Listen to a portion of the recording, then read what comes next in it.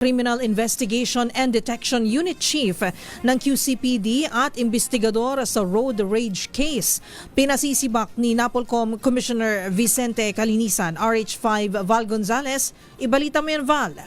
Galit na galit si Napolcom Commissioner Vicente Calinisan sa hepe ng QCPD Criminal Investigation and Detection Unit at investigador sa kaso ng Police Quezon City na nagtulak ng kapwa rider. Sinermonan at pinayuhan ni Calinisan na magbasa ng batas sina CIDO Chief Police Lieutenant Colonel Edison Uano at investigador ng kaso na si Police Corporal Benito Calungay Jr. Nagugat ang galit ni Calinisan matapos na slight physical injury at malicious mischief lamang na kaso ang isinampa ng CIDO laban kay Police Staff Sergeant Erwin Lagua.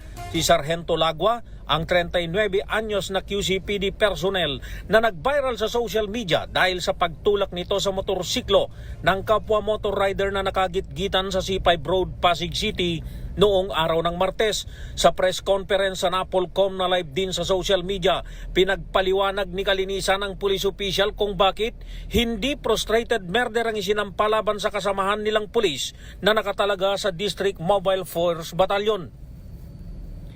Dahil dito inirekomenda ni Calinisan kay NCRPO Director Police Major General Anthony Abirin at QCPD Director Randy Glenn Silvio na pagtatanggalin sa pwesto sina CIDO Chief Police Lieutenant Colonel Uano at Corporal Calungay.